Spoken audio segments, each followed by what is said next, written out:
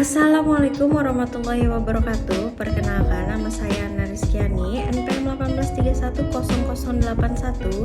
Saya ingin menjelaskan mengenai pasar bisnis. Pertama-tama saya akan menjelaskan mengenai pasar bisnis.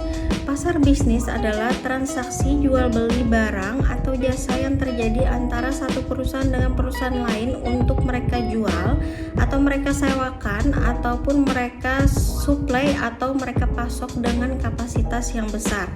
Perbedaan pasar bisnis dan pasar konsumen.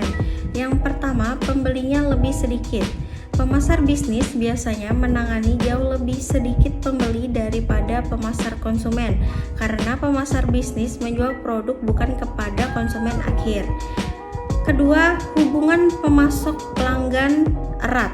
Karena jumlah pelanggannya lebih sedikit dan tingkat kepentingan serta kekuatan pelanggannya lebih besar, para pemasok perlu menyesuaikan tawaran mereka dengan kebutuhan masing-masing pelanggan bisnis.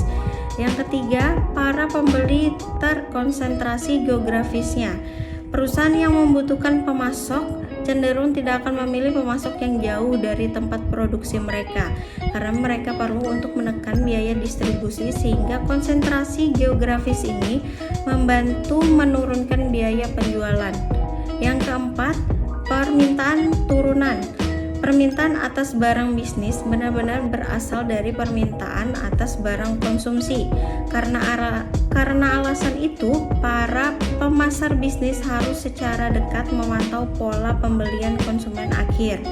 Yang kelima, permintaan tidak elastis. Permintaan atas berbagai barang dan jasa bersifat tidak elastis, sehingga permintaan tersebut tidak akan begitu terpengaruh oleh perubahan harga. Yang keenam, permintaan berfluktuasi.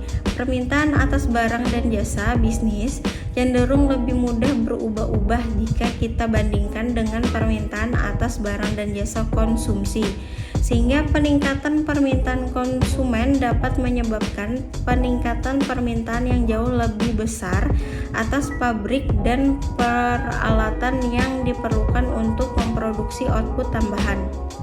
Yang ketujuh, pembelian profesional. Barang bisnis dibeli oleh pembeli yang mengikuti kebijakan, batasan, dan persyaratan pembelian perusahaan. Yang kedelapan, pembelian langsung. Para pembeli bisnis sering membeli langsung dari produsen dan bukan melalui perantara, terutama barang yang secara teknis rumit dan mahal. Yang ketiga, langkah-langkah dalam proses pemutusan pembelian bisnis.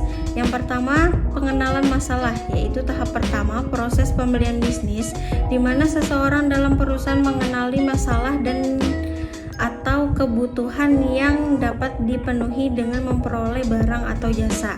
Yang kedua, deskripsi kebutuhan umum, yaitu tahap dalam proses pembelian bisnis di mana perusahaan menggambarkan karakteristik umum dan kualitas produk yang dibutuhkan.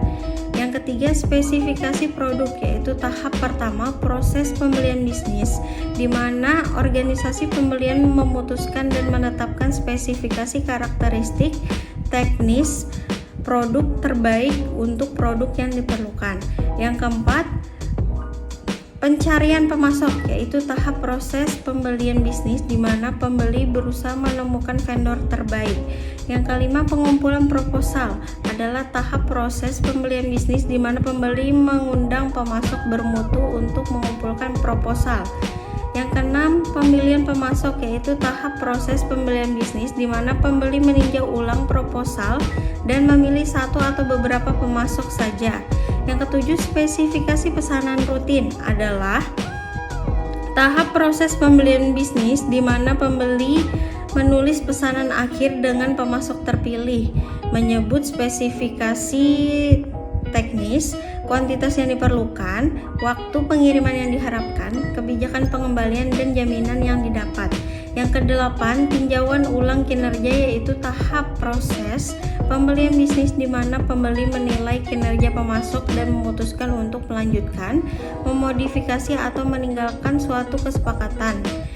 Yang terakhir adalah cara pembeli lembaga dan pembeli pemerintah membuat keputusan pembeliannya.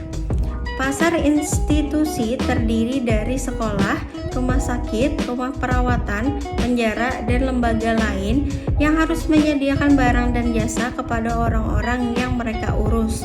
Banyak dari organisasi-organisasi ini memiliki anggaran yang rendah dan kelompok pelanggan yang aktif. Misalnya, rumah sakit harus memutuskan kualitas makanan yang dibeli untuk pasien. Tujuan pembelian di sini bukan laba, karena makanan disediakan sebagai bagian dari keseluruhan paket layanan. Meminimalisasi biaya juga tidak menjadi tujuan tunggal, karena makanan yang buruk akan menyebabkan pasien mengeluh dan merusak reputasi rumah sakit. Pasar pemerintah yang besar terdiri dari unit-unit pemerintah federal, negara bagian, dan lokal yang membeli atau menyewa barang dan jasa untuk melaksanakan fungsi utama pemerintahan. Pembeli pemerintah membeli produk jasa untuk pertahanan, pendidikan, kesejahteraan umum, dan kebutuhan umum lainnya. Praktek pembelian pemerintah sangat khusus dan spesifik dengan tender terbuka atau negosiasi kontrak yang menjadi karakteristik sebagian besar pembelian.